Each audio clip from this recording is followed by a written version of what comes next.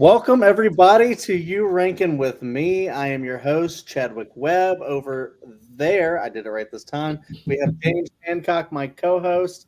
And as pretty much always, or sometimes not, but mostly always, my wife, Kerri Webb, is here. And then a newcomer to the channel, we have Jeremy Adams, first time for our Exorcist ranking. Since you're new here, Jeremy, how's it going? It's going great. Thanks for having me. This is a really cool topic to make my first introduction for, so I'm really thrilled. Absolutely. And as you've seen from the fun clip show I played, we're doing an Exorcist ranking today. And I pretty much tried to get like every single movie that we're covering today. We got The Exorcist, Exorcist 2, The Heretic, The Exorcist 3, Repossessed. Then we have Exorcist, The Beginning, Dominion, prequel to The Exorcist, and Exorcist Believer. I believe that's it.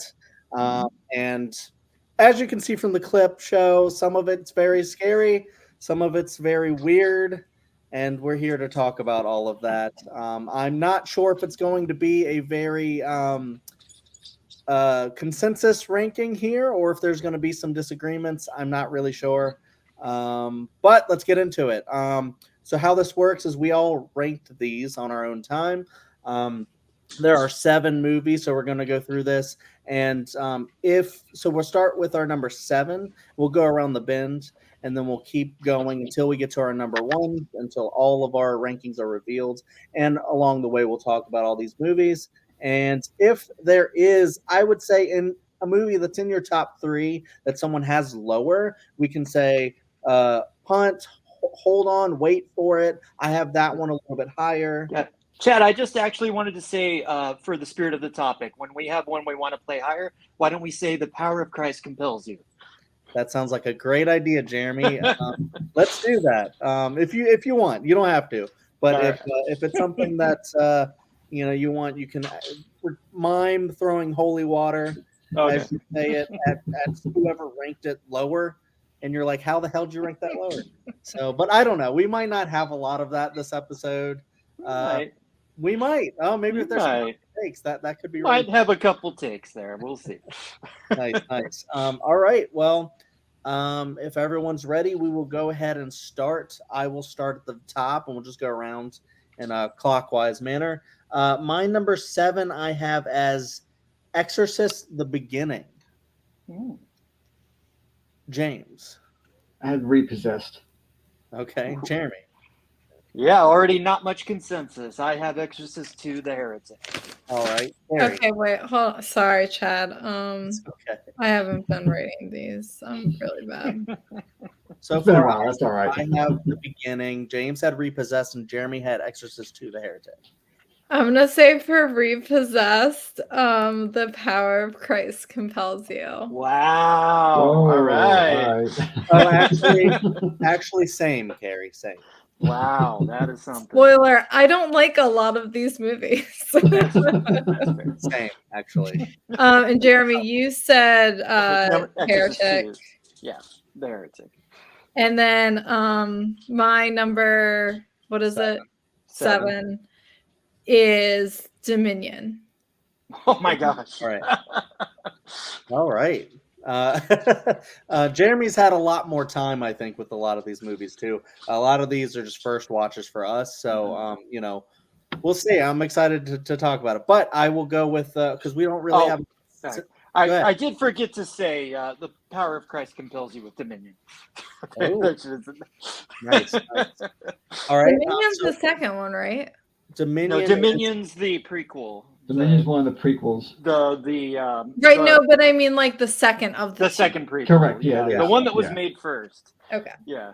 Right. I just want to make sure. I thought I just looked it up first. Yeah. All right. I'll James, go ahead with your number 6. For 6, I had The Exorcist 2, The Heretic. Okay. Jeremy, number 6. Let's say number 6 now. That is Repossessed. But that was already punted. Yep, Kerri, number 6. My number 6 is Exorcist: The Beginning. Mm-hmm. All right, and my number 6 is Dominion, which was Power of Christ compels you, right? Yeah. Okay. so we can't talk about that one yet. Kerri, is there something we could talk about now, or should we go to 5? If we want to go with like half of us have said it, we could go with Exorcist, the beginning, and Heretic. Yeah. Why don't we do that? And if you have it a little bit higher in either of those, you could just say what number you had it at. Okay. Okay. I don't know. I guess I can start with the beginning. Yeah, honestly, I'm not going to have a lot to say on quite a few of these. I think the beginning. I'll say it. I think the beginning and Dominion, because I put them both pretty low, are pretty. I don't want to say like incomprehensible. They're just like they don't really seem to make a lot of sense to me. They don't seem to really like they blend together too much. They like, it's one of those where I don't think I really wanted a prequel to The Exorcist, and to see them just go through and give us kind of 2 of these where they both seem kind of like the same movie, except for one might be a little bit more like expertly done with a better director. But I'm like, I don't really care about what is it, Father Marin as a young guy.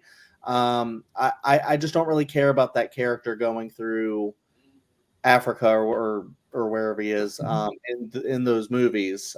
So those I didn't really get really anything out of those movies. So that's why I ranked both of those pretty low.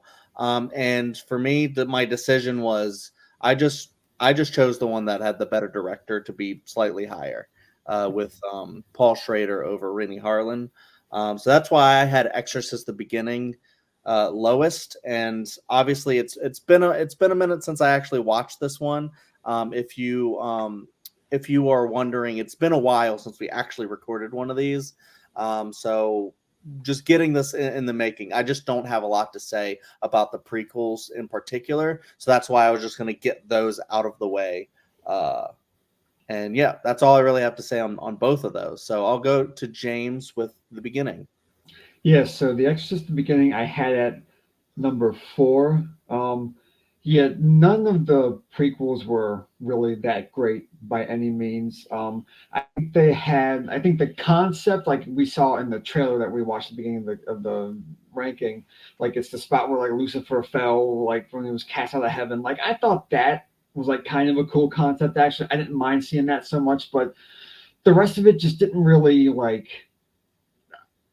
I didn't really see the point to it, and I know they seemed so similar because I thought I'd seen them both before ranking this, but when I had to look them up, there were 2 separate ones because they were filmed so close together, and then the one was released first, but they got such terrible reviews that they re-released the one that was made before that, but that had a limited release, so that one wasn't even, like, didn't really get that much exposure anyway, so they both were kind of like screwed from the beginning.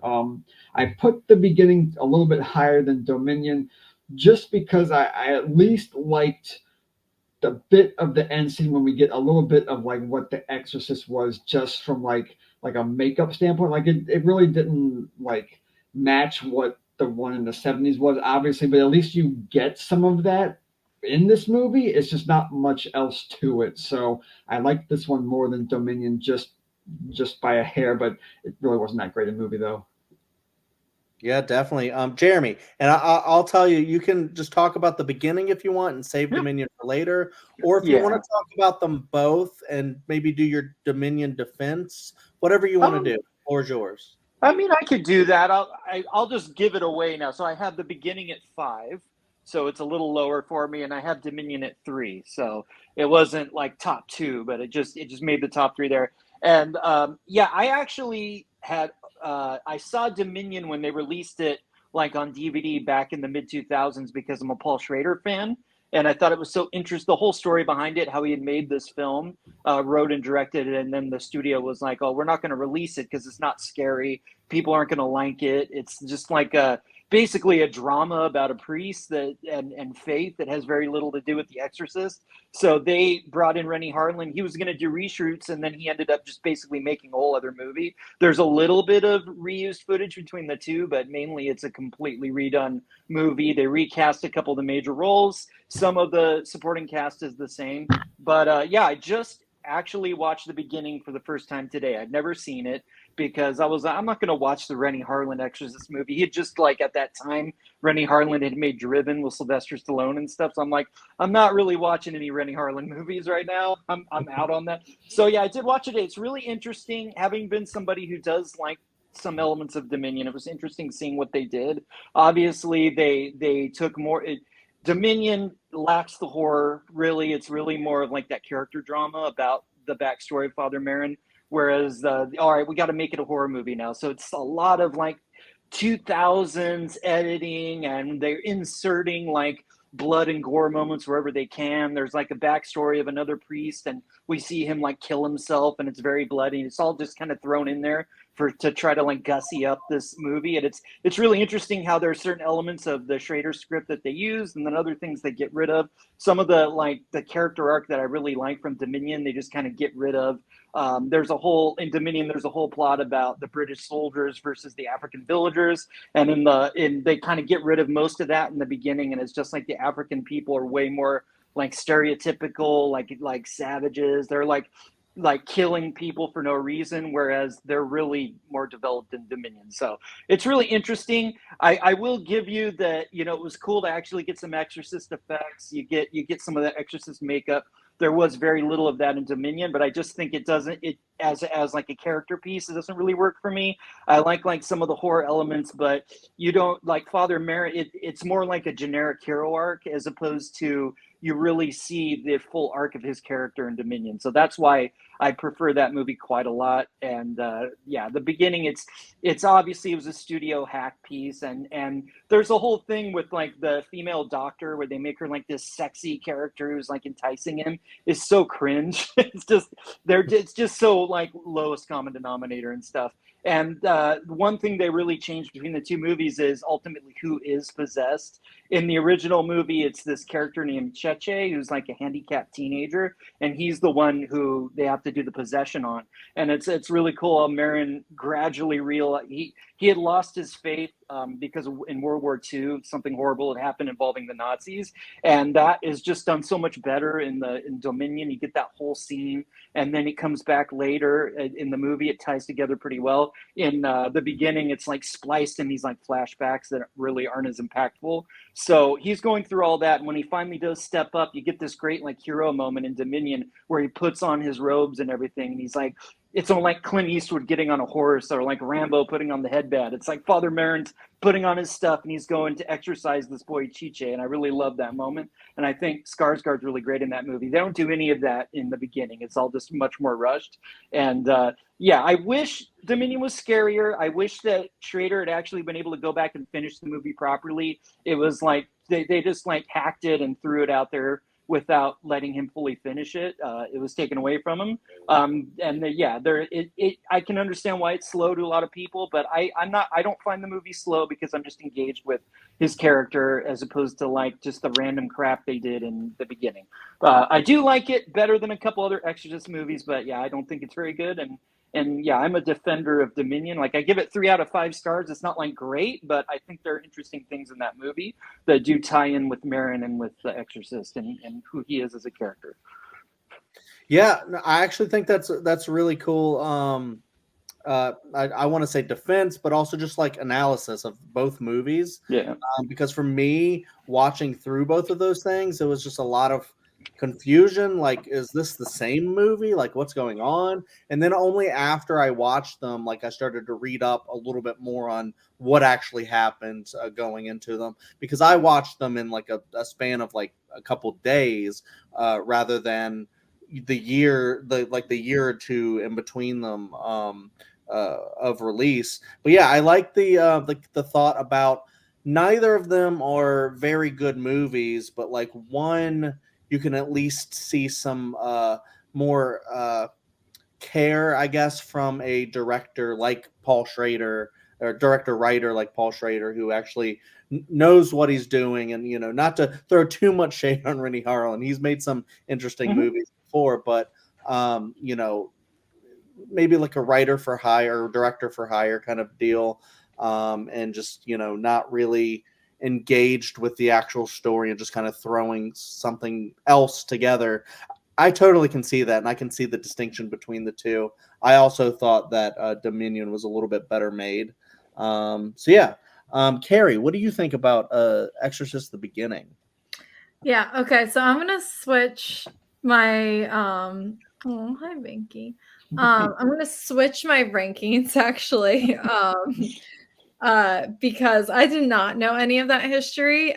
So I had originally Dominion as 7 and Exorcist the Beginning as 6. I'm gonna switch them because my whole reasoning for having Dominion last was I was very confused about why they made basically a remake of such a crappy movie with a lot of the same plot and called it like prequel to The Exorcist, like after the first one failed and like what didn't makes everything makes so much more sense now because I guess they already filmed this movie. They figured like why not release it? So okay, I'm gonna put Dominion first because it's or not first, but like as my number 6 instead of 7. But yeah, The Exorcist the Beginning, like you guys were saying, if that's the second one and they literally just like, and it's so funny because in The Exorcist the Beginning, some of the effects are the CGI does not hold up even. I don't even know if it would have been considered good at the time. It wasn't. People bashed it at the time, yeah. And a lot of it was so corny. I remember we watched that opening scene with all the like upside down crucifixes a couple times because it took us a couple times to actually get through this entire movie. I don't know. A lot of it was just very corny. So yeah, I'm gonna say number 7, Exorcist the Beginning. Yeah, it's actually really interesting because like we've gone through other franchises. Like we went through Nightmare on Elm Street franchise, we went through Halloween. We've done those on this channel, and like going through those, I'd say like most of those are pretty actually well made. They might not be that great, compared to like the original or even like H2O and stuff like that I would rank a little bit higher. But a lot of them are I think interesting and well made. But like some of these like lower Exorcist movies are just like barely movies sometimes. I feel like so it's just it's interesting. I would say with Halloween and Nightmare specifically, like even when the plot is just falling to pieces, doesn't make any sense, there are at least usually some pretty cool practical effects. Kills and whatnot. And this I would say Exorcist the Beginning just had really none of that. All right, so we went around the horn, I think, on both of those actually. Did everyone talk about Dominion already? I mean, we can talk about it again if we want to. Sure. Jeremy's 3. Yeah, we can hit around it again just to see if anybody wants to add anything a little bit later. But we should do our 5s now. Jeremy, do you want to give us our 5? Well, actually, we can talk about Heretic if we want to. Oh, totally fair. Okay. Who wants to start with Heretic? James, do you want to start with Heretic? Yeah, sure. So I had this at my number 6 spot. I mean, it's just bad overall, unfortunately. It had, I mean, a lot to follow up, and as much as it had been like set up to be such a great sequel, there were too many changes made to it, and I think that the feeling wasn't there. I feel like it almost went for like kind of like an insect horror type angle to it, just with like the cicadas kind of flying all over the screen. Like it didn't have the same feel as the first one. I mean, the special effects just weren't done as great. It really changed like the characters themselves to like a degree. I didn't really like this. This just it did not have nearly the same kind of punch that the first one did almost across the board. So this one, I had number 6. I just didn't like this movie that much. Yeah, totally. Jeremy. I don't even know where to begin with The Heretic. How do I even put this into words? Well, the first thing is, yeah, they wanted to make an Exorcist sequel, and they hired a British filmmaker named John Boorman. And John Boorman did not like The Exorcist, so he's like, I'm going to do my own thing with this. And I don't know what happened, but like all of these different ideas, like half of that movie is like a Michael Crichton sci-fi type movie where they're plugging into like a dream machine and they're like, come down to my tone, and they're like going into people's dreams. It's like, what does that have to do with anything? And then yeah, it was just a lot of stuff. Like Linda Blair was like, I'm not going to be in the makeup again, so they kind of have her be possessed again, but they have another actress in the makeup that's clearly not Linda Blair, and it's so like horrible. And then all the stuff with Richard Burton, who's the new priest, Father Lamont, who's kind of taking over the Damien Karras role, and his character is just so confused and all over the place. I don't know where they were going with them, and I think one of the real low points of the whole franchise is the fact that they had a scene where this like dream machine's like bringing their deep like emotions and desires out, and Lamont like makes a sexual like attack on Reagan, and like the real story is Linda Blair like didn't really know what was going to happen, and Richard Burton was very deep in his alcoholism, so it was basically just like a drunk actor attacking a young actress many years his junior on camera, and it's just horrible. Like so much of that kind of stuff went on in the 70s, so it's like when you go back and watch a lot of 70s films, it's just so sad to kind of see that stuff. And yeah, it's just a mess overall, and it's just so crazy that's the movie the studio made after The Exorcist. It's like they looked at how can you look at The Exorcist and the impact that movie had and then make that movie? It's just so like the opposite, and so out there and crazy and disjointed. And the one thing I will say is I think there's only, other than Repossessed, I'd say there's only two movies in the Exorcist franchise that I would say really aren't scary at all, and it's Dominion and Heretic. Like those movies are never scary, but with Dominion, it has like the character part. Like I personally am invested in Father Marin and with Father Francis, and there's like it's like a historical story about guilt and stuff. Whereas the Heretic, there's no character really to latch onto. It's just a mess. So the fact that it's not scary is like even more of a crime for me. And literally the only part of that movie that scares me is when Linda Blair is like in a trance and she walks under a balcony and you think she's gonna like jump off because I have a fear of heights. That's the only scary part of the Heretic. That's such a shame. I will say though, it is really bizarre. I never knew, because I had only seen The Heretic like pretty recently. I never knew that Poltergeist took the ending from The Heretic. That's so weird. Where the house like goes in on, like the house like sucks itself into itself. That's so weird of all the things. But hey, at least that ended up in a good movie. Yeah, totally. Kerri, do you have anything to say on this one? Yeah, this is my number 5. It's not far off. I guess. Yeah, honestly, it was a little hard to rank my bottom 3 just because I didn't really super prefer any of them. But I kind of liked Linda Blair's acting in this movie. So that was a benefit. Yeah, it's not a good movie. It's really, really bad. It's so long.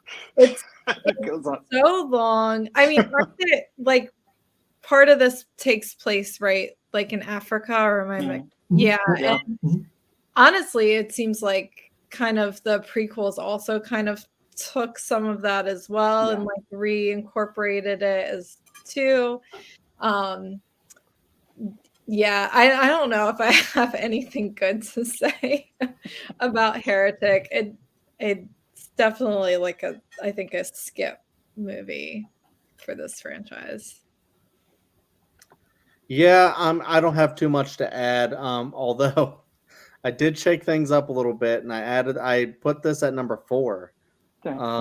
The reason why it's so weird, we actually, because we've seen the original Exorcist so many times. Actually, I think we might have watched it a while back when we first decided to do this ranking, and they were like, "All right, well, we got to actually watch these sequels now. I've never seen any of them, even the third one."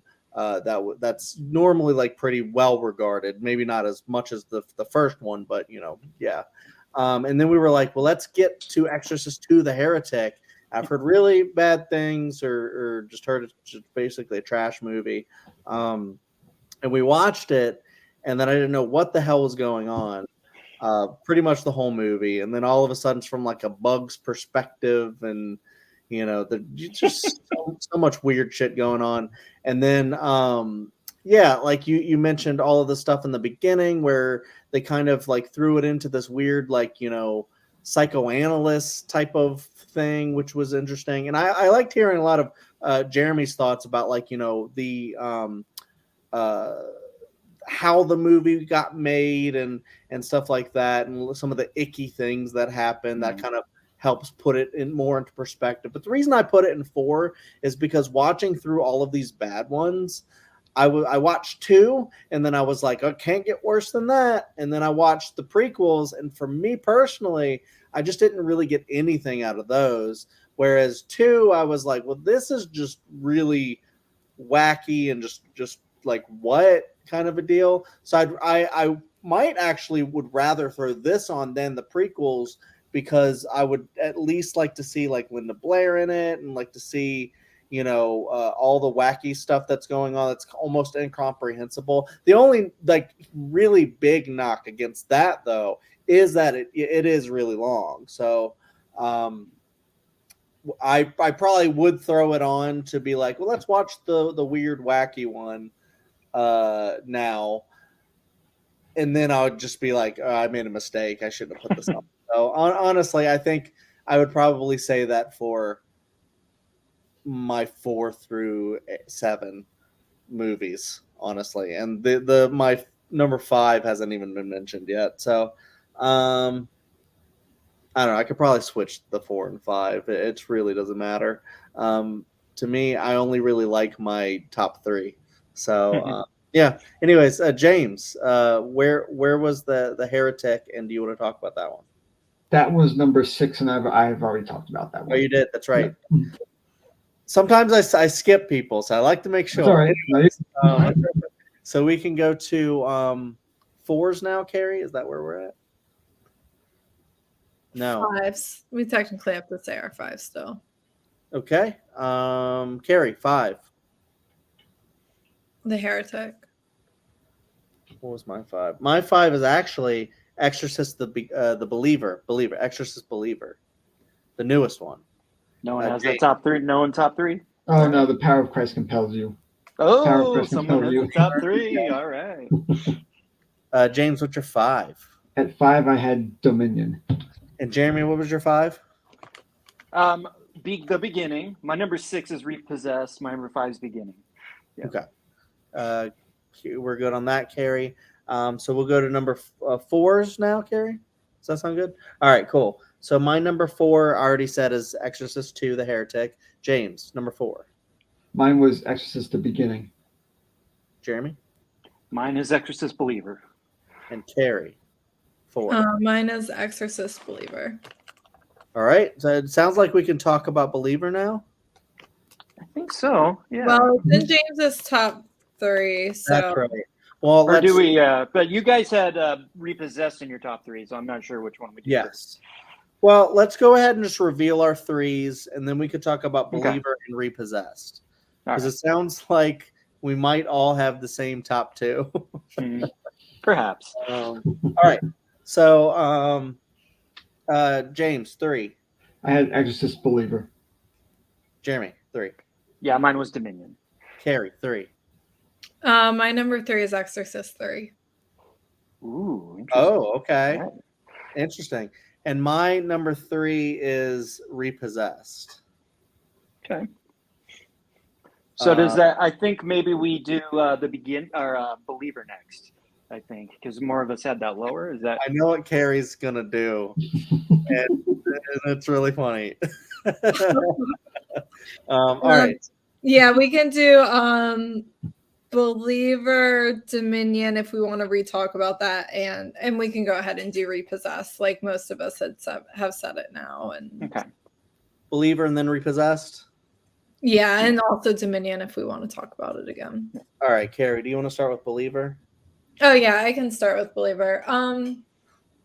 So I I was very I don't know how y'all felt about this, but when they announced this movie, Exorcist Believer, and David David Gordon, Gordon Green. like I had like a brain freeze and I wanted to say Logan Gordon Green. Okay. David Gordon Green, right, just coming off the Halloween trilogy, pretty divisive, especially like in particular I feel like you either really liked kills and you hated ends, or you hated kills and really liked ends. Or So hated both. or you hated both. Some people hate both. I guess maybe there's someone out there who liked both. I don't know who that person is. Hunter Chambers. Probably. Very Hunter loves everything. I love him for it. Yeah, so Except for Rubber. yeah, except for Oh, really? Rubber. I'll have to talk to him about that. I like Rubber. Oh, we've been telling him how great Rubber is. Anyways, they announced this as already a trilogy. They haven't even, released the first one. I feel like they were still developing Believer. They immediately announced, yeah, we're going to do a trilogy of The Exorcist. It's obviously another requel. They bring back old characters or old character from old characters, because at the end Linda Blair shows up from, the original. I guess it's formatted the same, right? A direct sequel to just the first one. So basically, David Gordon Green is just applying the same Halloween formula to The Exorcist and carrying it over. So, like, already this just annoys the crap out of me. I don't know. I understand we got to remake everything and come back to it, but as a movie, like the actual movie, it was okay. I have it at number 4 because I guess I like the rest in this franchise that I have ranked higher better. I mean, on the plus side, Leslie Odom Jr. I think he's a phenomenal actor. You can put him in anything, and he's just gonna be amazing. I thought everyone else did a great job acting. The girls, their parents. Ellen Burstyn, obviously, great actress. The plot, though, for me, it really is not there. There were a few decent scares. I'll give it that. But a lot of it, and especially I felt like in the second half, it just kind of fell apart. It was a struggle to get through the entire movie. I don't know. I feel like there is a good Exorcist sequel that could maybe be made. And Exorcist 3 is probably it. We could have just maybe left it at that. So yeah, that was my really ranting way of saying this was an okay movie, but I wouldn't really rewatch it. Yeah, I'll second that. I think all of your thoughts are pretty accurate, especially when we look at David Gordon Green and Blumhouse and what their plans were. When I heard that he was going to do an Exorcist movie, I was kind of interested. I was like, oh, okay, cool. The optimist in me is always hoping that maybe they'll come out with something amazing, and then we'll just go wow, thank you, because I don't even love Halloween 2018.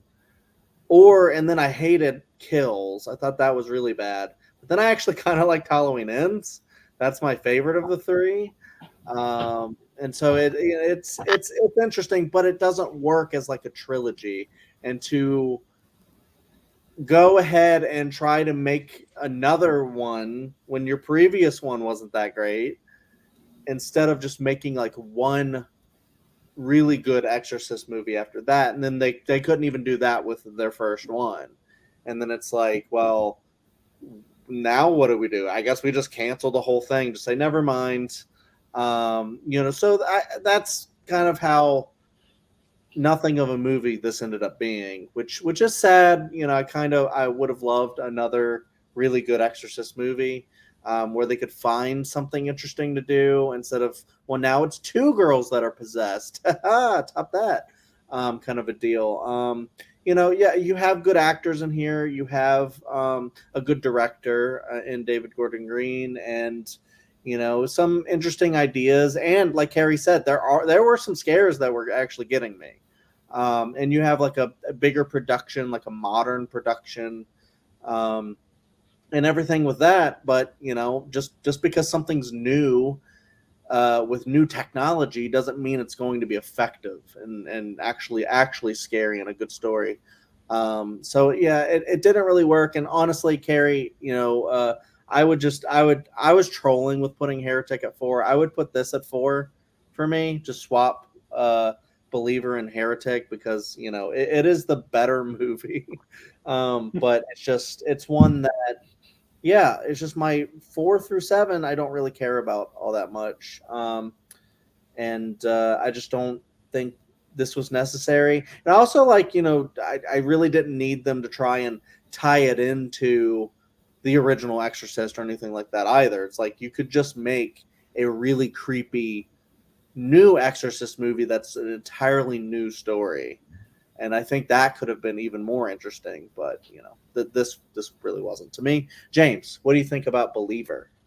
Yeah, Believer was actually kind of all right. I like this more than the critics and and I guess most folks do. I mean, I tend to play good cop with the movies anyway, but I didn't really mind seeing this one. I liked. I mean, I knew it was gonna have because it was obviously it was gonna have all like the nice, expensive, fancy CGI and makeup and effects and things like that. So like I kind of wanted that going into it though because there's just been so many other movies and then such a long period of time between them where we didn't really get anything. So I tried not to like let it get to me too much because it was okay of a story overall. I almost kind of liked the ending just because like it actually kind of had one and it like in the on the concept of like having like actually picking like which girl gets taken. Like I honestly didn't really think it was going to do that because I feel like movies are kind of like toned down to some degree now. Like they get like Disney-fied and like it's all family friendly shit. So like it was kind of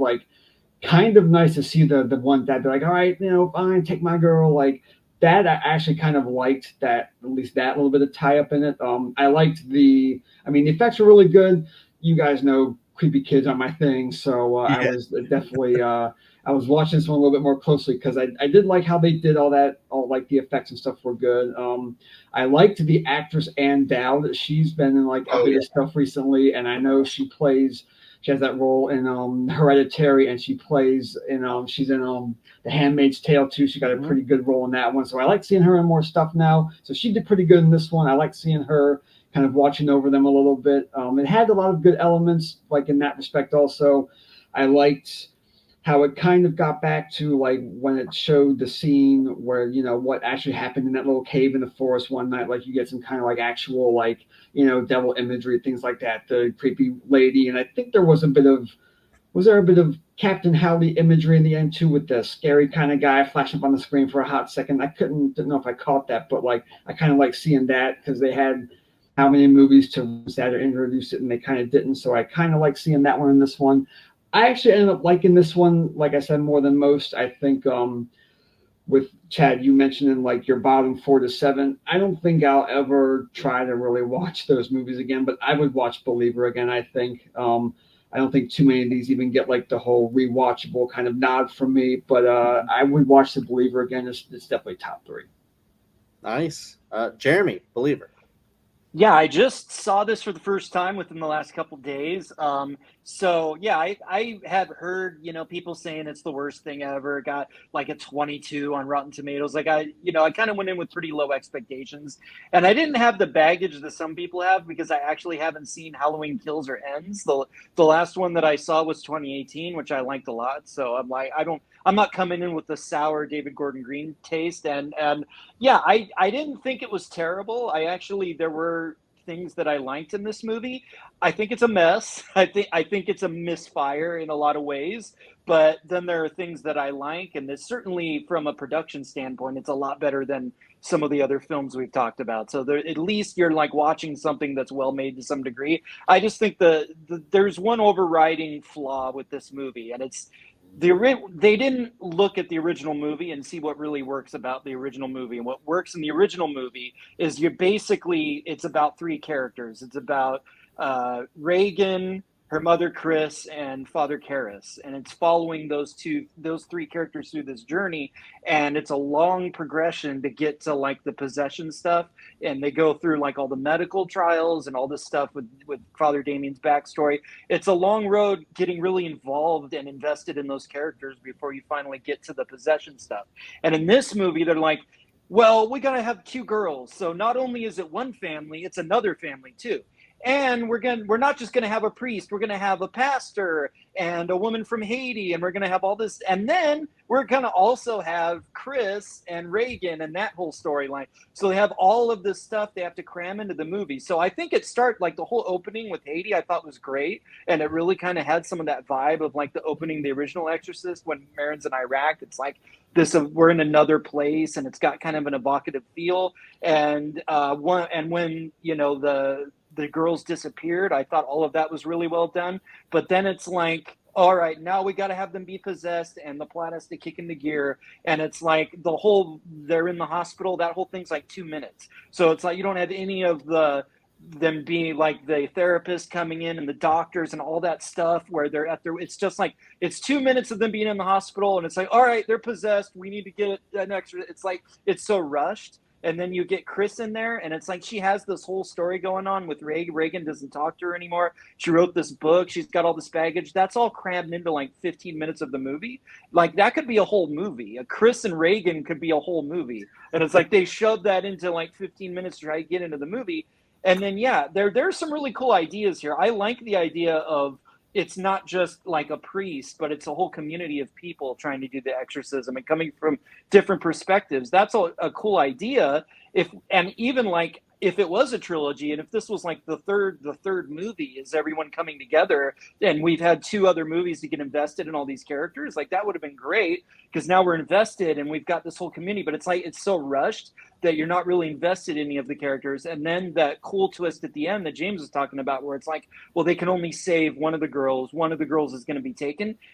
That could have been so devastating, and it's just like, I guess one of the girls is dead. It's like you don't really care because the whole movie's kind of rushed. So like I said, there's some cool filmmaking. I really think Leslie Odom Jr. is great, and even though his character is kind of a little underwritten, he's always good. And I think Ann Dowd like brings the movie up a whole star for me, because I love her, and the whole speech that she gives, a couple speeches about how she was a nun and her backstory, and she had a kid and all this stuff, and then ultimately like the speech she gives to the cop at the end, all that stuff was, because it's Ann Dowd, I thought that stuff was resonant, and actually like a theme and an idea and emotion actually came out of this messy movie because of Ann Dowd. So there were things that I like. Not a great movie, but it's not like Heretic level. At least it's competent, and there's some cool things. It's just really rushed. Totally. Kerri started with Believer, right? Yeah. All right. So there we go. That was Believer. It is what it is. And then we'll get to the other movie that I threw on here because I was like, let's fill this out a little bit more. But also, this is kind of a cool parody, Repossessed. I heard about this, and then I had to I think I bought it on like Vudu or something like that to watch. And I was glad that I did, because this has a very like, airplane kind of feeling. It's not as good of a movie as that.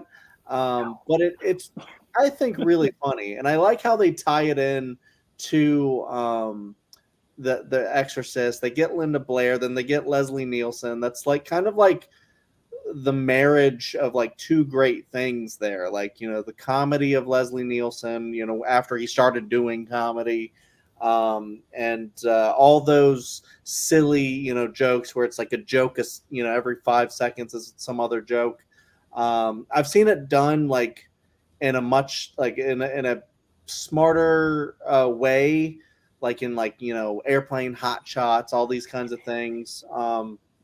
Where I think most jokes land in those, whereas in Repossessed, I think a lot of jokes do land, but then there's some that you might be a little dated, might just not really be that funny, but then again, comedy is subjective, kind of a deal, and it is a straight parody. We're not talking about like Shaun of the Dead where it's its own thing while it's also like being kind of like a parody of other things, where it is just a straight parody. There's not like a great story in here or anything. It's kind of like a sensationalism with, she gets repossessed, and then the demon wants to be like a TV star or something like that, and it's just. And then the priest goes to the gym at one point. I can't remember. Maybe he's like training up to fight. Because he had a heart attack, so he had to like whip his body into shit. Yeah. So it's very random in that way a lot of the time, but I did actually have a really good time with a lot of the jokes, and honestly, I put this at number 3, and the reason being is because a lot of the other ones, like Jeremy put it great, is like a lot of these, like they're not even, a lot of them aren't even scary. And it's like, if you're making a bunch of Exorcist movies that are kind of boring, really long, and they're not scary, like, I mean, the perfect horror movie, I think a lot of the times is around like 90 minutes. And a lot of these are pushing it. And it's like, they're not scary. Their effects are dated and stuff. So I'd rather, if I'm going to have a dated Exorcist movie, let's throw some comedy in there, do something really wildly different. So if you can even call this an Exorcist movie, I don't know, but I had a lot of fun watching it, so I'm glad we threw it in there, and I can't wait to hear what other people think, because I really like this one. James, what did you think about Repossessed? Repossessed, I had this one at the bottom at number 7. Like, You did I wouldn't say that I even necessarily disliked it. It's just, I guess, obviously it's straight up comedy, and like I do appreciate a good like Leslie Nielsen film. Like, don't get me wrong, but I guess I just think this one wasn't it for whatever reason. Why? Like, I don't know. It's one of those, like, it was barely even. It wasn't even an hour and a half long. But I'm sorry, like it just would not end. I'm sorry, but the end scene when they're in the studio, when they're are they driving around with carts around the studio, or they're kissing each other or something like that? Like, I'm sorry, like the rock number. I'm sorry, the movie just wouldn't end for being so short. Like, it just dragged on and dragged on. Like, at some point, these things kind of like run their course with me. I think this one did about 40 minutes into those start time, and the last bit just didn't really stick with me. I do like the jokes. I like the subtle knocks to like the franchise itself. I think it speaks a lot that like Linda Blair would come back on like knowing what she was getting into. Like, there's nothing, they're trying to hide about what they're doing here. So I like that a lot there. I mean, this one, it's in the list of movies I probably won't ever really try to watch again. So it was bottom for me. Nice. I would maybe like to do like a Leslie Nielsen comedy ranking at some point. Yeah, that'd be cool. But maybe Repossessed would be at the bottom. I don't know. Jeremy, what did you think of this one? Yeah, this is one that there was a bunch, because I'm probably older than you guys.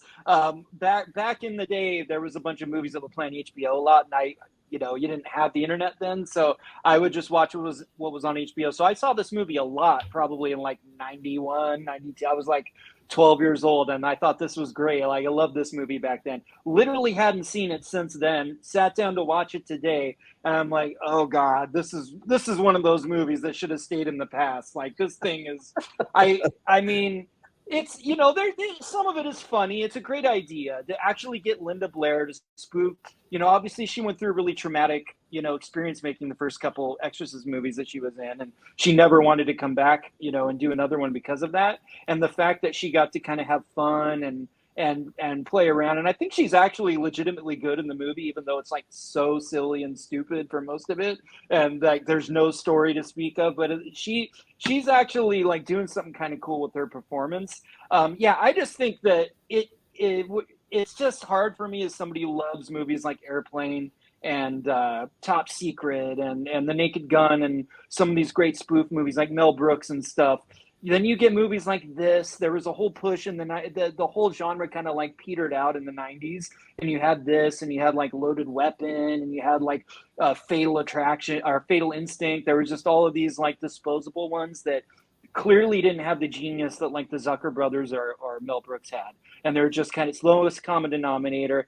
And the thing that's wild to me about this is that you guys seem to enjoy this movie so much more than I. And so many of these references I get, because I was around them, there have to be like tons of jokes in this movie that you guys don't get because it is so dated. It's so like 1988, 1989. Like, do you guys know who Wally George is? He like flat out shows up in this movie, does a full on cameo where he's like making a transphobic joke during the tea, and it's like this is a guy who was on local television in LA and was like a far right guy. He was like the Alex Jones of his day, and he would like have people come to the studio in like LA and the local TV station that didn't agree with him, and they would like get into fist fight. He would fist fight with people, and they would throw chairs. It was like a Jerry Springer thing, and it's like I'm like, oh my god, that's so dead. Like, do you know what Star Search was? Do you know who Oliver North was? There's so many. Do you know the Rob Lowe sex tape? Like, there's so many things they reference in this. I'm like,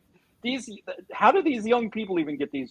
It's so dated, and yeah, I just think so much of the humor is just lowest common denominator. So many boob jokes and like gay panic. You know, let's make fun of gay people. Let's make fun of trans. Oh, it's a demon in a girl's body. That's she's so confused. It's just it's unpleasant for me now, and it's a shame because when I was 12, I loved it. But you know, we all loved that stuff then, and then you grow up. So yeah, there are some funny parts, and but I do think it's kind of a waste of Leslie Nielsen because unfortunately, what happened with him is what made him so funny and like Airplane and The Naked Gun and stuff was that he wasn't playing the joke. He was playing serious. They would give him ridiculous, like he's actually a cop or he's actually an airplane pilot. He's taking it seriously and like, don't call me Shirley. Like when he says that stuff, it's funny because he doesn't know it's funny. He's just doing it. But by the time you get to a little later on to like these movies, he's being wacky. He's like mugging at the camera and doing wacky stuff. Same thing if you get to like some of the later ones, Spy Hard and stuff. It's like he's being all wacky, and it's just not the same. And so I think it's kind of a waste of him. And I love Ned Beatty. I think they wasted him a little too because he's like the tough. Do you know like Tammy Faye and Baker? Like that. That's another thing. Yeah, it's like some people maybe because of the Jessica Chastain movie. I think a lot of people don't know who they are anymore. But yeah, it's like I think they could have done more with that. They could have used Ned Beatty better. There's a few jokes there, but yeah, the movie is. I think it's kind of bad, but you know, at least there's some jokes there. yeah, definitely. It's not like putting it in my 3. I'm sitting here saying this is high art. I'm saying I had fun with this one, whereas a lot of the other ones I couldn't. So, I would rather watch those prequels personally. I know I'm weird. I'd rather watch the Marin because I like Marin as a character than watch this insulting humor. Yeah, that makes sense.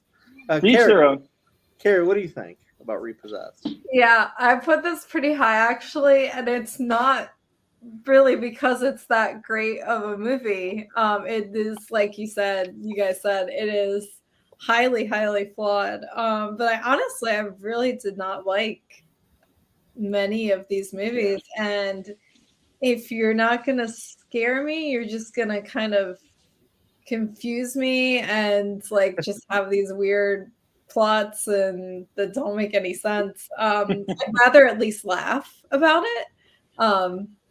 And yeah, I wish I could take this movie and like as some of the jokes, if it's just dated, you know, that's to me, I'm kind of willing to look past that as long as you have a few jokes that do actually kind of still hit. But I wish I could take this movie and like take out some of the jokes that just have not aged well because we as a society have, you know, learned a lot more, like all of the jokes that are transphobic and like homophobic. I wish I could take all of those out of the movie, right? Like I know we all wish that, I think, with some of these comedy movies that are older that we love.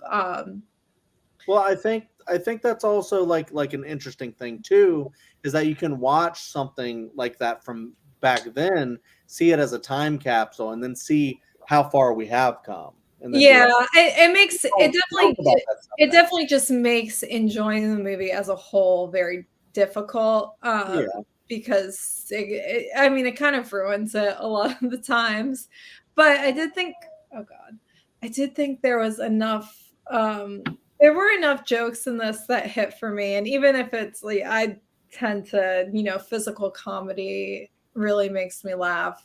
yeah, Um, and I really liked a lot of the jokes that played on the genre itself and the exorcism movies. And it was just cool that Linda Blair was like in this movie, and it's like in the parody of her own movie. Like that's just so cool to me. And Leslie Nielsen is a great comedian. So yeah, I have the second because I I disliked it the least out of my 7 through 3. And like I said, at least it made me laugh, and I kind of had fun with that aspect of it. absolutely. All right, so our Carrie, are we going to our twos now? Unless anyone wanted to talk about Dominion. Dominion, like kind of separately from our Exorcist the beginning conversation. No, I'm I good. think we covered it pretty well. Yeah. Yeah. Okay, then yeah, we could do our twos. All right. I'll just my two. Carrie's two was Repossessed. Mine is Exorcist Part 3. Exorcist 3. James, Exorcist 3. Jeremy. Exorcist 3. There you go. So now we can talk about Exorcist 3. I guess I'll start with that one, real quick. Oh, no, wait. I started with Repossessed. James, you start with Exorcist 3. Sure. Okay. So this was actually kind of a pretty cool movie, especially compared to what it followed. I mean, it's not hard to be better than that, but I think for what this was, even like in and of itself, like just by virtue, was just actually a pretty good movie overall. You get a great cast. They bring back Jason Miller. You get George C. Scott.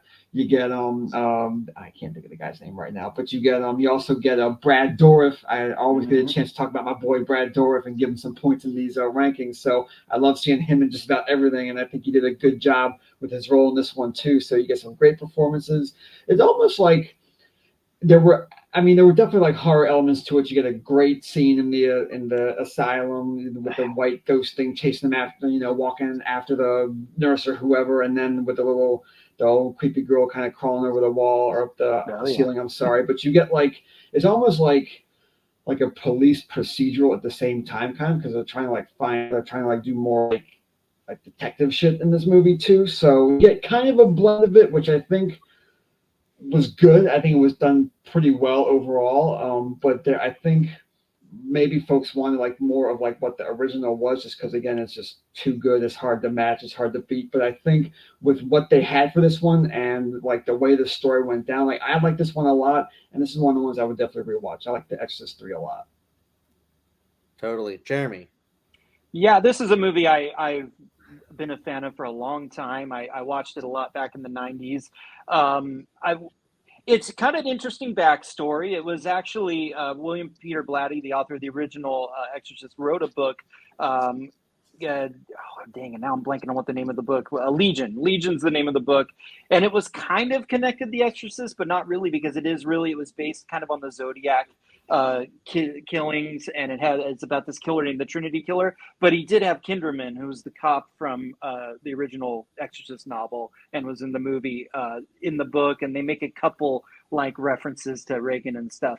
But then, of course, studios wanting another Exorcist movie, and so he brought, Legion, made it into a screenplay, tried to connect it more into the mythology of The Exorcist, the first film.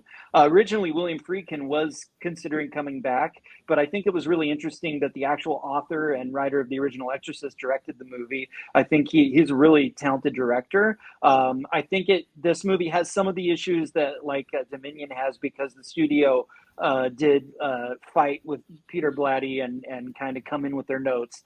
So originally this is really about this serial killer, and he's like, there's a twist where he actually is involved with Damien, who's not as dead as we thought he was from the original movie. And it's Kinderman, the cop who has the connection to all of this, investigating it. And there was this big, or in the original version of the movie, there's this big confrontation in the lunatic asylum, and it gets into a lot of different cool ideas and philosophies and stuff.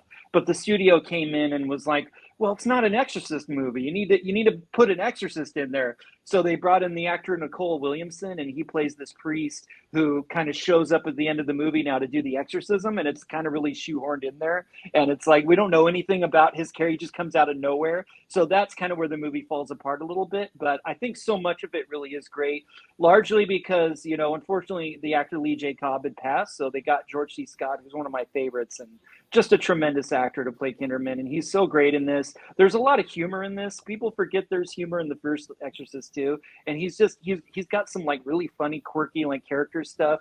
I love his relationship with Father Dyer at the beginning. And there is some effectively creepy stuff, but that like the idea that the Trinity killer kills people and he's like taking all of their blood out of their body and putting it in cups and stuff. It's like so weird and out there, and it like gets under your skin. It's really cool, like serial killer stuff. And then the two sequences that James talked about, the legendary lump jump scare scene in the asylum is just so beautifully timed, and it's just one of the awesome sequences ever. And then the actress Vivica Linfors is a woman who's kind of like possessed by Trinity and stuff. And the whole scene where she's in Kinderman's house and she's on the ceiling, it's so beautifully done. There's a lot I love about this movie. It's a little messy in some ways, but man, it's not as messy as those later sequels. Like in comparison, or The Heretic, like it's way coherent by comparison. And yeah, overall, I really like this movie. If you get a chance to watch, like they did go back and do like a director's cut, it's really interesting to compare. And the other thing I didn't mention, this Brad Dourif, like he always makes a movie. So the idea that he's that killer, and he's a killer that like possesses, like instead of dying, he possesses another being and goes on living, which is the exact plot of Child's Play. So that's kind of funny. Yeah. That's really interesting. Yeah, totally. Kerri, what do you think? Yeah. Honestly, I wanted to like this more than I did because I had heard really good things about it. And definitely like of the actual Exorcist franchise, like I think it's definitely the best sequel within the franchise. I think though, like, yeah, like you said, Jeremy, and it seems like a lot of it was like due to studio decisions. Like it's like a weird mix of like Seven, but also The Exorcist. Yeah. And it just, for me, it just kind of falls apart. Especially towards the end. Like there are some really good scares in this. And there were definitely parts I really liked about it. And this is one I definitely would rewatch, which is more than I can say about a lot of the other movies. But yeah, it just wasn't as good as I wanted it to be, like based on kind of, and I get it, because sometimes when you have a franchise like this that does not have a lot of strong movies, you're like, well, the third is the best sequel, and it is the best sequel, but what is it that great? But and I don't know why. I guess this was an acting choice or a character choice, I don't know, but George C. Scott is like screaming in so much of this movie, and I'm like, for things sometimes he doesn't need to be screaming about. And I was just like so thrown off by that. And normally I really like him and stuff. So it was just a little odd to me. But overall, a decent movie. Like, like I said, I would rewatch this one. Yeah, totally. I'm like right in the middle there, where I don't like love this one. I honestly, and I think we all have a certain movie at number one. I don't think any of these come close to that certain movie that we have number one. But if there's anyone that does come closest, It's the third one, which I actually think is interesting too, because like Kerri said, she would rewatch this one again. I think that would be kind of cool just to watch the original Exorcist and then watch Exorcist 3, because I feel like, you know, Exorcist 2 is not much of a sequel where you could just do that and then just act like Exorcist 3 is Exorcist 2. And I like how it, you know, does go in an interesting direction, even though it does tie itself into the original Exorcist plot by having, you know, Father Karras in there. You know, I don't think that is a bad thing. I think it's kind of interesting what they do with that and tie it into the whole serial killer plot and all that. And I think that's just a really interesting way to go about it. Like I could, like just how they did with Halloween 3 Season of the Witch, you know, how they were like, you know, all right, well, the original Halloween's fantastic. Halloween 2, not so much, and it kind of betrays the first one. So let's just do an anthology kind of thing. I could easily have seen them do the same thing with the Exorcist franchise and just be like, this is another Exorcist movie that's just kind of different. And, you know, we'll tie in like a possession or something about demons in there. And I could see this as something like that, you know, if you think about it that way. And I like the directing style, like William Peter Blatty. It's just so interesting that he's like the original writer, and then he like worked on the screenplay for the original movie, and then, you know, now he's directing this one and adapting like his own book. I just think that's actually really cool. And it's very competent for that, where, you know, I'm not sure like how much experience he even had before that. You know, but it's very well made in that way. And I enjoyed it, coming from having heard people say, oh, Exorcist 3 is actually kind of good. You know, with everything, all else considered. Yeah, I agree. I like this one. I don't know which one we watched, if it was the theatrical or the director's cut, but I'd like to go back and watch like director's or OG director's cut and Exorcist 3 director's cut, and, you know, kind of see if that elevates 3 for me as well. But it was my number 2, given that, because I do think it's a pretty decent movie. That I liked a lot of it. You know, Brad Dourif always helps for sure. James started with this one, so we've all talked about Exorcist 3. Yeah. So and one more thing about the third one, in the dream sequence, you also get Samuel L. Jackson in it too. Oh, so he's there for a brief couple of seconds, but I thought I'd throw that in there. There's also Samuel L. Jackson. And maybe the weirdest cameo of all time, Fabio. Yep. I don't know what I still don't know what that is. But. Yep. Great. Yeah. So we'll just go around and just say our ones real quick. My number 1 is the original Exorcist from 1973. Should have won Best Picture, but it did not. James, what is your number 1? Also, The Exorcist. Oh, Jeremy, what is your number 1? It might be William Friedkin's The Exorcist. Oh, Kerri, what is your number 1? It's The Exorcist. Oh, okay. Wow, hot takes, Ike. All right. So now we can close this out by talking about The Exorcist. Jeremy, would you like to start? One thing I'd like to say is that I don't know, what everyone else's life and childhood is, but I was raised by like these young hippie parents that they weren't very attentive. So I just watched all kinds of movies that I shouldn't have watched when I was a kid. I don't know if you can see this one, the Shining. Saw that when I was 5 years old. Wow. Nice. So I probably saw The Exorcist when I was honestly like 7 or 8, and I've always loved it. Like I just thought, it's a great scary movie. I was pretty desensitized pretty early to horror, so even like now when I watch horror, I never really get that scared or creeped out, because I just think, when you watch movies that young, you're either going to be like scarred for life or you're going to be desensitized. And I was more the latter there. So it's a great movie. I've always I did kind of go through a little bit of a thing with it when I was like in my 20s, where I got a little snotty and it was like, oh, I used to love this movie, but it's not as good. Like, you know, some of the effects and the practical effects and stuff don't hold up as much. It's not as scary.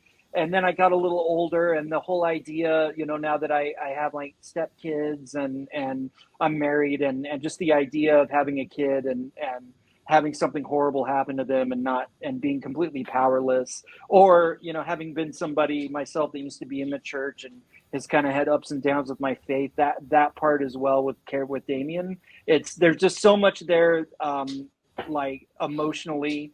And it just, like I was saying earlier, it gets you so invested in the characters and what they're going through, and the hopelessness that Chris feels, and just the guilt that Damien feels with his mom. I also lost my mom, so there's just a lot there now where I realize, yeah, that kind of like snotty attitude I had about some of the horror elements. It's like, no, this is a great movie. None of that really matters. It is still scary. I mean, the scene, but where it needs to shock you, it does. But it's really the human drama of the movie, and how much it really is about being a parent and trying to protect a child, and how much it is about faith. And, you know, sometimes, sadly, it is those horrible things that happen that do make you regain your faith. It's being, you know, seeing this horror, this like unthinkable supernatural horror up front, is what makes Karras get his faith back, and makes him become a hero in the end, instead of this like really sad person that he was before. So there's just a lot to get out of the movie that makes it a great film. And I think because it understands its character first, and pretty much every sequel after that doesn't get that, they're like, you've got studio people coming in there and say, oh no, we need to have more horror, we need to have more of this, and they're like, you know, a mess. They're just shocked to death with all the notes and everything. No, this first movie, you've got William Peter Blatty, wrote a great novel, made a good script, and William Friedkin is a director out of Vision, and this cast was so dialed in, and they made a great movie. And that's, you know, I wish somebody in this franchise would have a vision and follow that vision and make a story about character again, because that's the only way you're ever going to get back to it. And that's what the first had. Absolutely. So very well said. Thank you, Jeremy. And it's just always interesting to think that at one point Jeremy thought he was so cool. Oh yeah, so much better than the Exorcist. Yeah. Kerri, what are your thoughts on The Exorcist? Yeah, well, I also thought I was so cool when I first, you know, discovered this movie when I was like 12 or whatever. And Wow. then It's not that scary. Yeah. And I was like, I would read the book over and over. I think my signature line in my little child email was an Exorcist quote, like, Word. oh gosh, I was so corny. But genuinely, it is such a good movie. I don't know. I agree with everything you said, Jeremy. Like the characters, it's so character driven, and the plot is solid. Like everything, you know, there are side plots that connect back to the main story. It just flows so well. The scares are there. I mean, even like I was like concerned with myself, you know, a little jaded at 12. And I remember when the movie first started, because my friend's mom showed it to us, and I was like, they should just, I didn't have any understanding of movies and horror back then, but I was like, they should just get into the horror. And why is it all this happy stuff? And like, you know, now obviously I'm like, you need that to establish everything, and like it's so brilliant.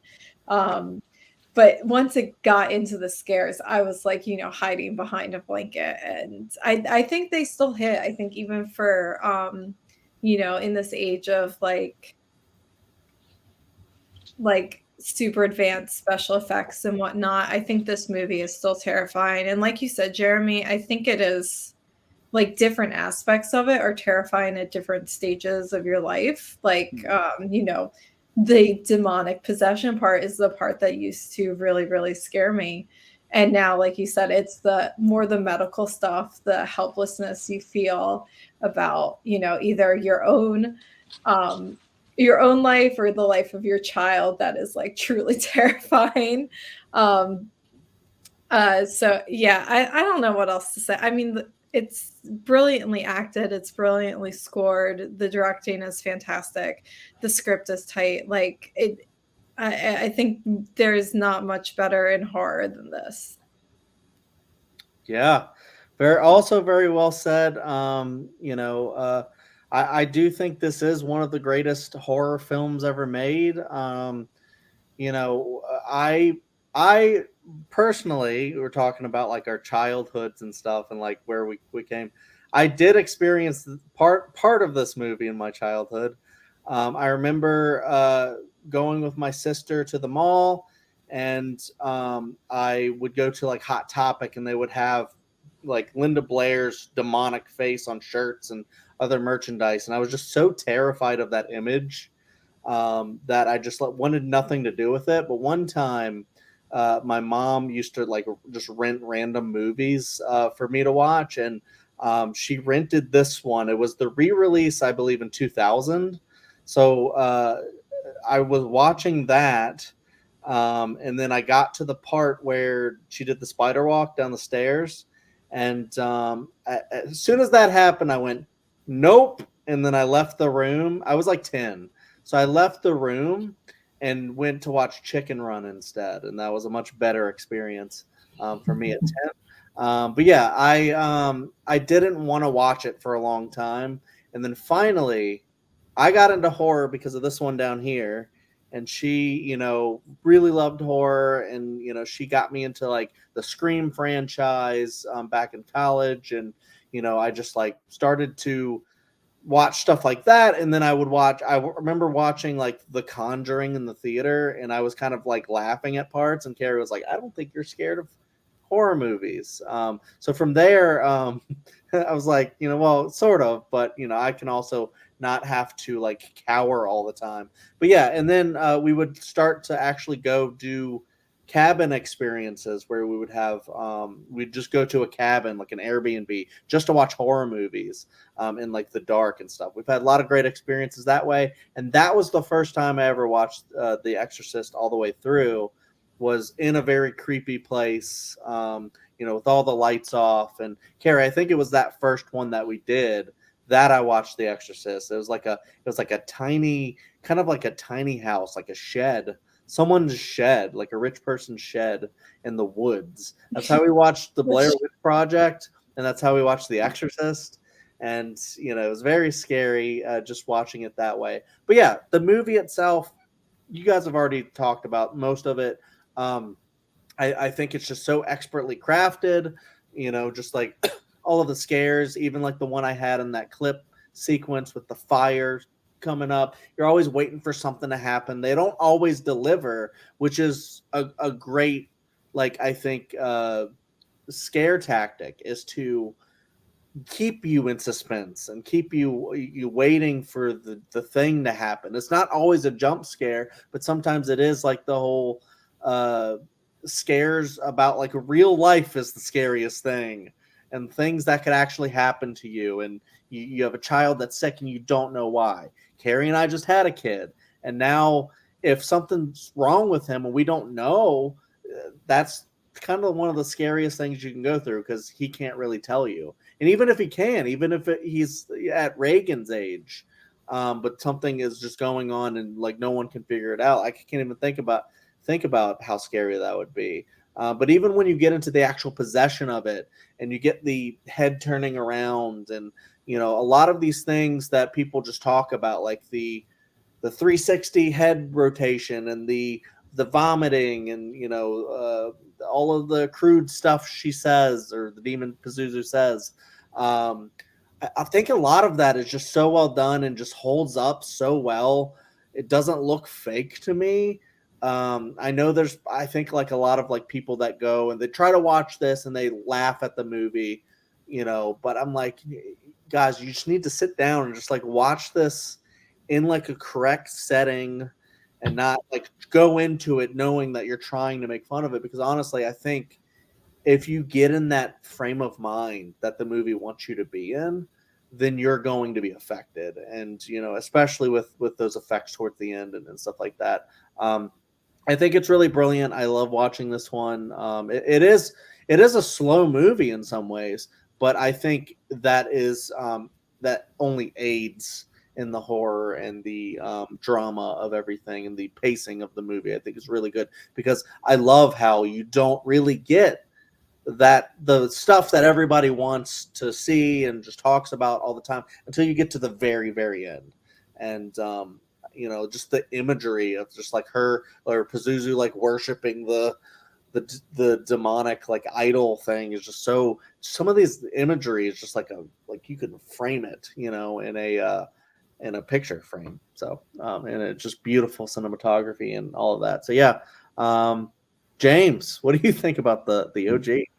Yeah, I absolutely love this movie. I love the way it's acted throughout the whole thing. I know when we talked about the third one at the end of this one, I forget which one you said, Father Karras isn't dead, which is very apparent because when he's done falling down the stairs, you can, when he's like, the other guy's grabbing his hand, you can see his fingers kind of doing this at the end of the movie anyway. So if you watch close enough, like you already know he's kind of still alive anyway. So I like the continuation in the third one. But back to this one, like this definitely was like probably like the pinnacle of like horror when I first watched this. I know we've all talked about this too, and I'm going to get on a tangent here from the movie itself, kind of like you guys did. But I watched this probably like 11, 12 ish, maybe 13 years old, something like that. So a little bit later than most folks, but like I didn't watch much horror before this. The first thing I ever saw was the Annabelle horror. So this one, like Jeremy was kind of saying, like it either like scars you for life or you like come out the other side okay. And like I'll say, I think I've only kind of been scarred for life within the realm of other Exorcist movies because like just the way the makeup was done, the way they made like her, possessed face look with the eyes and the scratches and like the milk shaded skin and just the way, the head twist was done so well, the way she's, getting tossed around the bed by the thing. It's just another level like that I wasn't really prepared for when I was so young watching this. So I feel like when you were talking about like, the Scream movies, and I'll reference our other ranking when we were talking about the Marvel rankings and how Doctor Strange, the Multiverse of Madness was the MCU's first horror movie, and I was like, no, it wasn't. And I remember you saying in our review chat, like, it doesn't have to be like the scariest thing ever for it to be a horror movie, but within the realm of The Exorcist, it does have to be this scary for it to be horror, at least like from my kind of perspective. Like, I don't view anything less than this, like, as like necessarily like something I would necessarily be scared by. So this kind of like set the bar kind of high for like what I think would scare me because like I said earlier with Exorcist Believer, like the creepy kids, that's kind of where this kind of stems from really. So like when you get that kind of like aesthetic in a different movie, like I would find that scary because of like how well this was done and how much it stuck with me. Like I was terrified when she like lifted off the bed when her eyes like glossed over milk white like that. Like that was such a great effect to me. I love the kind of slow burn aspect of it too. It did a really, really good job of blending like the horror with like the story, with the backstory and all the explanations and whatnot. I really liked how it did that. You had small bits of imagery leading up to the end of it too. I forget the scene itself, but there's a scene where he's talking to her, I think in the hospital or something, but there's a small statue, and I'm gonna get this wrong because I haven't seen the movie in a while, but there's a small statue standing on a desk in the back with like a really perverted like nose kind of thing with like black and white kind of curvature to it, like kind of like alluding to like Pazuzu itself. Obviously when she's getting her the EEG or the EKG and her eyes are kind of bug-eyed like she's seen something weird, and then the screen flashes back with the face on it, like like that's kind of like how this stuff is starting off. Like when Father Karras is walking down the street and can you help an all up the boy father, like in that kind of like tone of voice that you wouldn't expect to hear from a homeless person. Just like the imagery, the way that's done, it just makes this movie so great. This really is like the pinnacle in my opinion of horror, and not everyone else apparently, but this was definitely like one of the scariest things I saw when I was that young. I wasn't prepared for this, but I loved everything else about this just so much. It's just one of the greats of all time. It really is. Absolutely. Yeah, so there you have it. We've talked about the entire Exorcist franchise realm. Not everything, but just in this franchise. There's other Exorcist movies. I thought about what if we add like The Last Exorcism and all these other ones that just have Exorcist in the title. I was like, you'd just be adding like a bunch of other stuff. So I was like, let's keep it to the franchise. Maybe another day we can get to those other ones if we start running out of things to do. But no, I had a blast talking about this. I think we have one great movie here versus a lot of interesting, maybe bad, maybe a little interesting kind of stuff.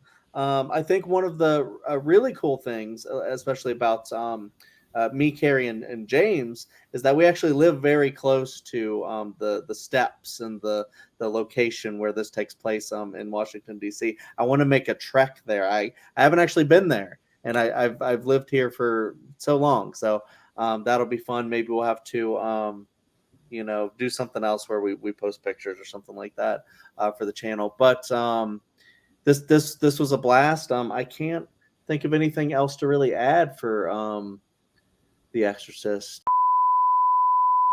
Whoops! It turns out that we actually didn't do the overall ranking, so we've actually come together to do that real quick, and here it is. Okay, at number 6, tied for number 6, Exorcist the Beginning and The Exorcist 2, The Heretic. At number 5, Exorcist Dominion. At number 4, Repossessed. At number 3, Exorcist Believer. At number 2, The Exorcist 3. And at number 1, The Exorcist. Yeah, I mean, honestly, I think many people who tuned in to watch this know that that's probably what it was going to end up being. At least the first the top 2 spots were like the ones that people generally are like, yeah, these are the good ones.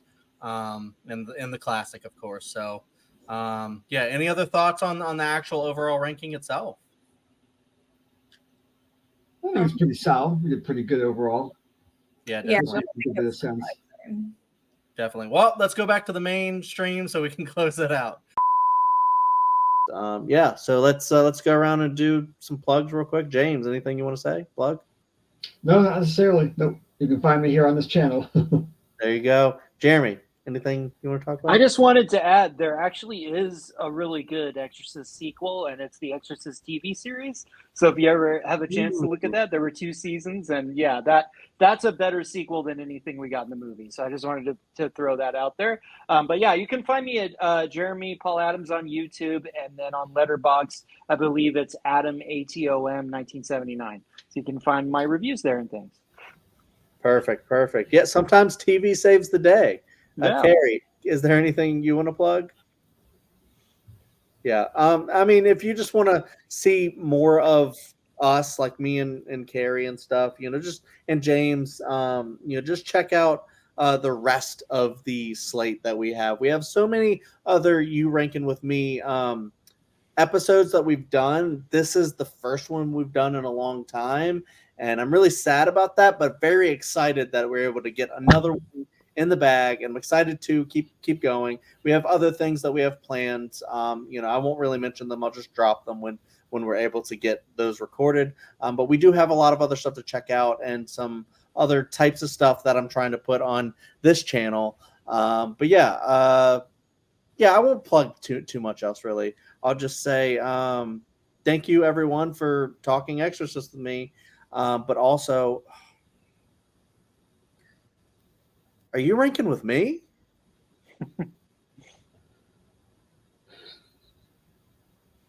Yes.